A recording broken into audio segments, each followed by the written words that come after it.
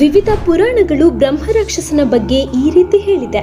ಬ್ರಹ್ಮಪುರಾಣವು ಚಂಡಾಲ ಮತ್ತು ಬ್ರಹ್ಮರಾಕ್ಷಸನ ನಡುವಿನ ಸಂಭಾಷಣೆಯನ್ನು ವಿವರಿಸುತ್ತದೆ. ಮಾಡಿದ ಪಾಪಗಳ ಬಗ್ಗೆ ವಿವರಿಸಿದಾಗ ಬ್ರಹ್ಮರಾಕ್ಷಸ ತಾನು ಒಮ್ಮೆ ಸೋಮಶರ್ಮ ಎಂಬ ಬ್ರಾಹ್ಮಣನಾಗಿದ್ದನೆಂದು ಹೇಳಿತು. ಬಹಿಷ್ಕಾರಗೊಂಡ ರಾಜನ ಪರವಾಗಿ ಅವನು ಯಜ್ಞವನ್ನ ಮಾಡಿದ್ದರಿಂದ ಅವನನ್ನ ಬ್ರಹ್ಮರಾಕ್ಷಸನಾಗಿ ಪರಿವರ್ತಿಸಲಾಯಿತು. ನಾರದ ಪುರಾಣದಲ್ಲಿ ಆಲದ ಮರವಾಗಿದ್ದ ಬ್ರಹ್ಮರಾಕ್ಷಸನೊಂದಿಗೆ ಕಲ್ಮಶಪದ ಎಂಬ ರಾಜ ಸಂವಾದ ನಡೆಸುತ್ತಾರೆ. ಮಗಧ ದೇಶದಲ್ಲಿ ಸೋಮದತ್ತನೆಂಬ ಶ್ರೀಮಂತ ಬ್ರಾಹ್ಮಣ ತನ್ನ ಅಪಾರ ಜ್ಞಾನದಿಂದ ಅಹಂಕಾರ ಬೆಳೆಸಿಕೊಂಡಿದ್ದ. ಇದರಿಂದ ತನ್ನ ಗುರುವಿನ ಮಾತನ್ನು ಕೇಳುವುದನ್ನ ನಿಲ್ಲಿಸಿದ. ಆದ್ದರಿಂದ ಅವನು ಬ್ರಹ್ಮರಾಕ್ಷಸನ ಸ್ಥಿತಿಗೆ ಇಳಿದ. ಇನ್ನು ಸ್ಕಂದ ಪುರಾಣದಲ್ಲಿ ವಿದರ್ಭದ ರಾಜ ವಿದುರತನ ದಂತಕಥೆಯನ್ನ ಒಳಗೊಂಡಿದೆ.